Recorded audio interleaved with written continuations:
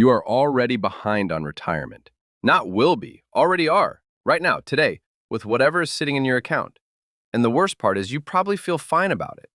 You probably feel like you're doing okay, like you have time, like you're roughly on track. That feeling is the most expensive thing you own.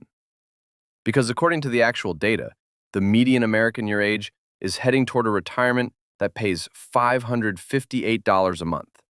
And the behaviors that are causing it are not dramatic. They are invisible. They feel like normal life, and 5 of them are probably happening to you right now. My name is Finn, and I spend way too much time thinking about money, behavioral economics, and the gap between what people know they should do and what they actually end up doing. If you want to understand why smart, hardworking people keep ending up broke at 65, and more importantly, how to make sure you're not one of them, subscribe and stay with me. Because what I'm about to show you is not what the financial industry wants you to figure out on your own.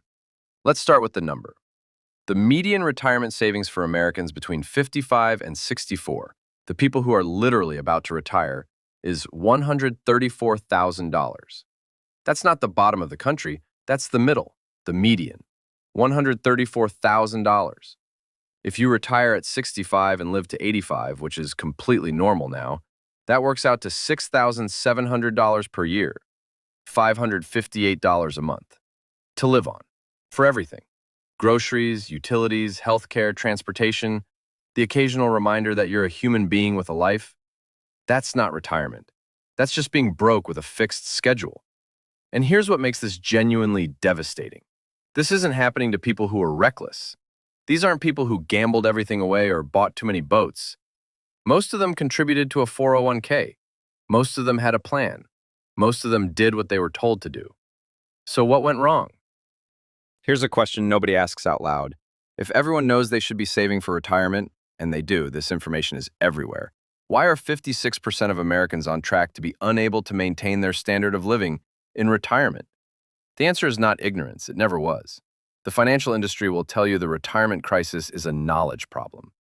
People just don't understand compound interest. They don't know the rules. They need more education. And if you buy that explanation, the solution is simple. Just learn more and everything will be fine. But everyone has seen the compound interest chart.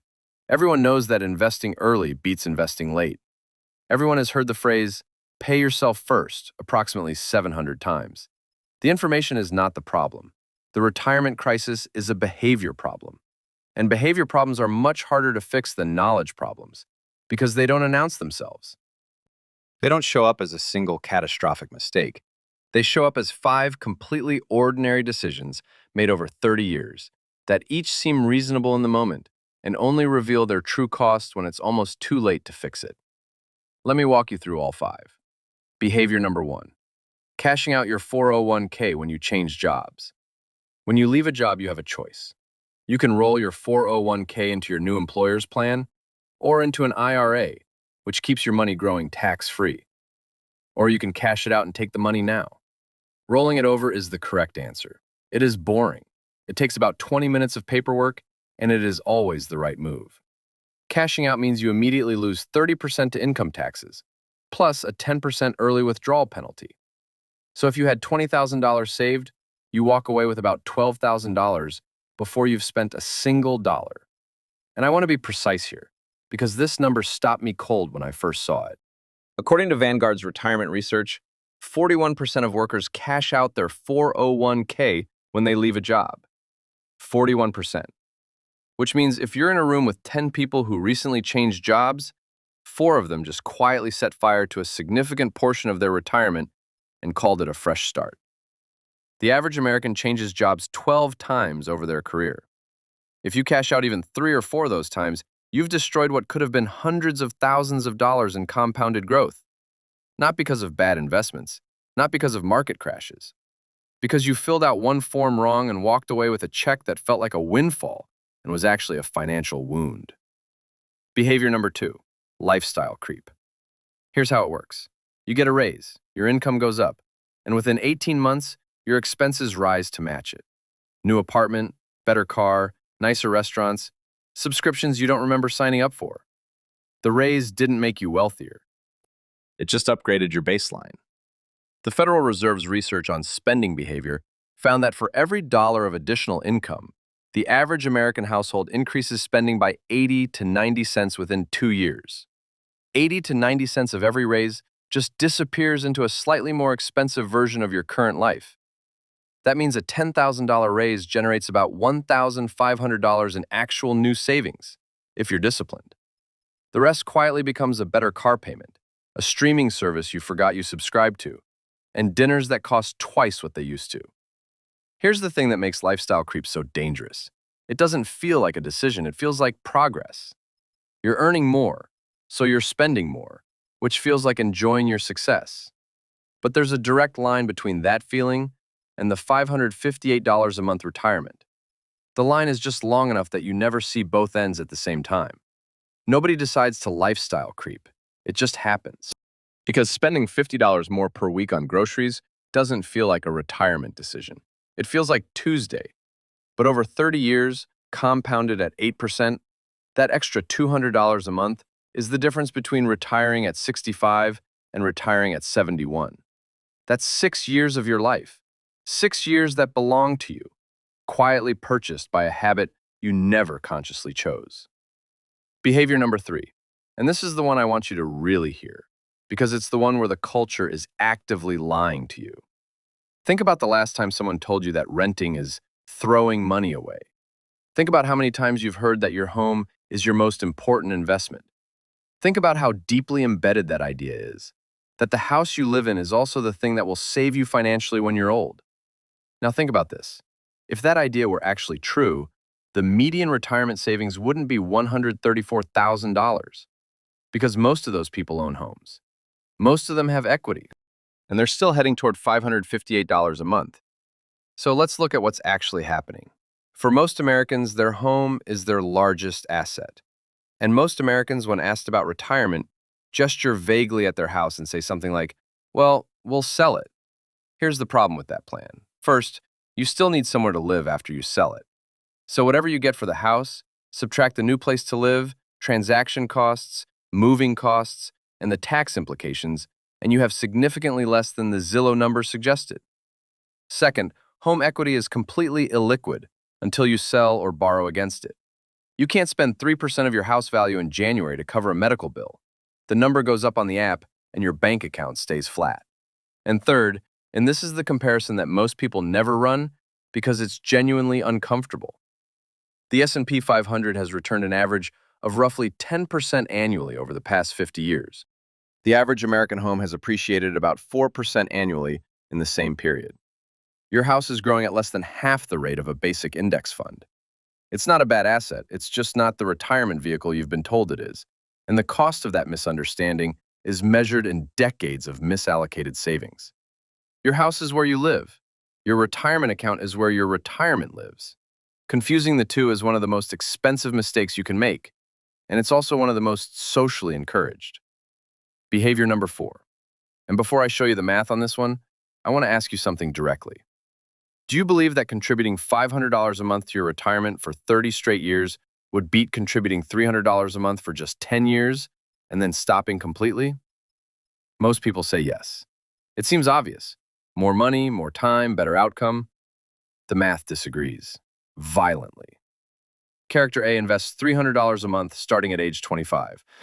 They do this for 10 years, then stop completely at age 35.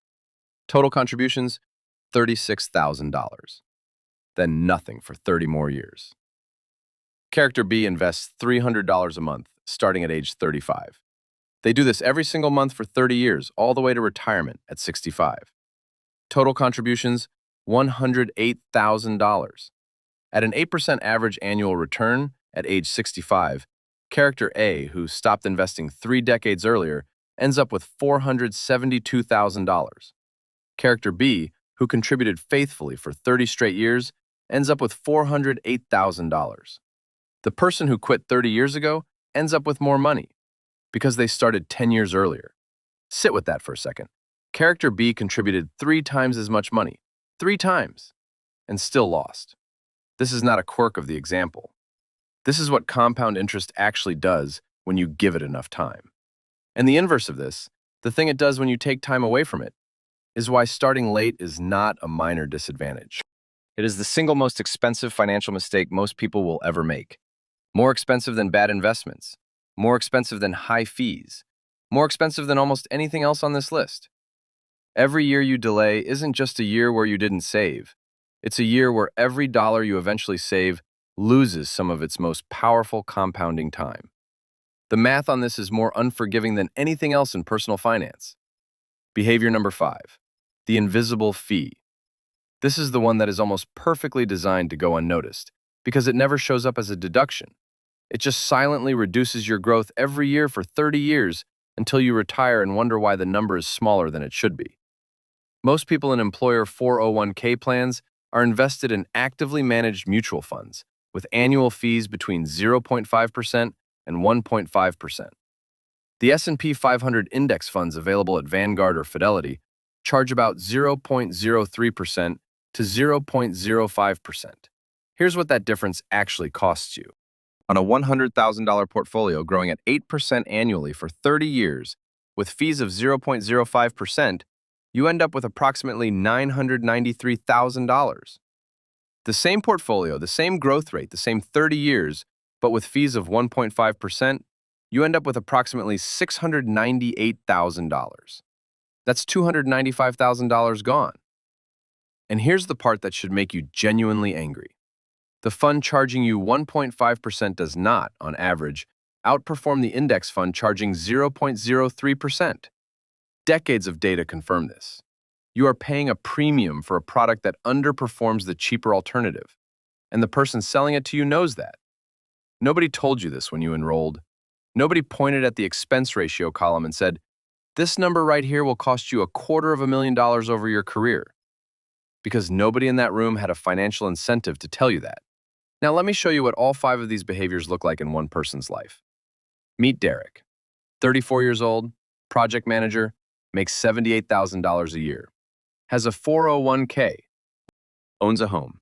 By every external measure, a financially responsible adult who is doing fine. At 27, Derek changes jobs and decides to cash out his 401k to pay off some credit card debt and take a vacation. The balance was $14,000. After taxes and the early withdrawal penalty, he walks away with $8,400. It felt like a smart move at the time. He paid off the debt. He took the trip. He started fresh. What he doesn't calculate is that $14,000 left alone at 8% for 35 years becomes $207,000. He didn't lose $14,000. He lost $207,000. He just wouldn't know that until he was 62. And here's the thing about Derek that I want you to sit with. At no point in this story does Derek make a stupid decision. Every single choice he makes has a reasonable explanation. The 401k cash out paid off real debt. The lifestyle upgrade reflected real income growth. The reduced 401k contribution kept a real mortgage from defaulting. Derek is not a cautionary tale about irresponsibility. Derek is a cautionary tale about a system that is designed to make the wrong moves feel reasonable and the right moves feel like they can wait until later. At 30, Derek gets promoted. His salary goes up $12,000 a year. Within 2 years, he's moved to a better apartment and has a car payment that's $350 a month higher than before. His actual new savings from the raise, about $3,000 a year. The rest was absorbed before he could make a conscious decision about it. At 32, Derek buys a house. The down payment cleans out most of his savings. To handle the mortgage, he drops his 401k contribution from 8% to 3%. He tells himself he'll increase it when things stabilize. He's still at 3% 2 years later. Derek isn't irresponsible. Derek didn't do anything dramatic. Derek made 5 ordinary decisions that millions of people make every single year, each of which seemed reasonable in isolation, all of which are quietly building toward a retirement that will not look the way he imagines. If Derek doesn't change course in the next 5 years, he will retire with somewhere between $180,000 and $240,000 for the rest of his life. Now, here's where most finance videos wrap up with 5 easy tips and send you on your way. I'm going to give you the 5 actions, but I want to say something first. None of what I'm about to describe is difficult. That's actually the most disturbing thing about it. The gap between retiring with $134,000 and retiring with $900,000 is not intelligence. It is not income. It is not luck. It is 5 specific behaviors, and every single one of them is a choice you can make differently starting this week. The question is whether you will. Most people won't, not because they don't want to, but because nothing about their daily life will remind them that these choices exist. So let this video be that reminder. First, when you change jobs, roll your 401k over. Always. This takes 20 minutes and it is always the right answer. There is no version of cashing it out that beats rolling it over. None. Second, the next time you get a raise before lifestyle creep can find it, automate 50% of it directly into savings or retirement contributions. You cannot creep into a lifestyle with money you never see.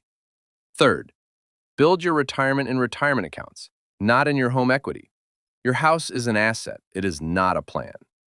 Fourth, start now, with whatever you have. Not when you make more money. Not after the car is paid off. The math on time is more powerful than the math on amount. $150 a month at 25 beats $500 a month at 35. That is not an opinion. That is arithmetic. Fifth, and do this today, not someday. Log into your 401k right now. Find the expense ratio on every fund you're invested in. And if anything is above 0.5%, look for the index fund alternative. It is almost certainly available in your plan. It is almost certainly cheaper by a factor of 10. This one action, done once, in about 15 minutes, could be worth $200,000 by the time you retire. There is no other 15-minute task in your life with that kind of return. Do it today. Here's what I actually want you to take from this video. The retirement crisis is not about laziness. It's not about people spending too much on things they shouldn't. It's about a system that is extraordinarily good at collecting fees, extraordinarily good at making you feel like you're on track, and extraordinarily quiet about the 5 behaviors that silently drain retirement accounts over 30 years while everyone looks the other way. There's a version of you at 67 that is being written right now, not by one big decision, by 5 small ones, made gradually over decades. And the strange thing about that version of you is that they can't come back and change anything. They can only live with whatever you decided to do today. The Derek who retired with $210,000 can't go back to age 27 and not cash out that 401k. That window is permanently closed. Yours is still open. That person at 67 deserves better than $558 a month and a fixed schedule. So give them better, starting today.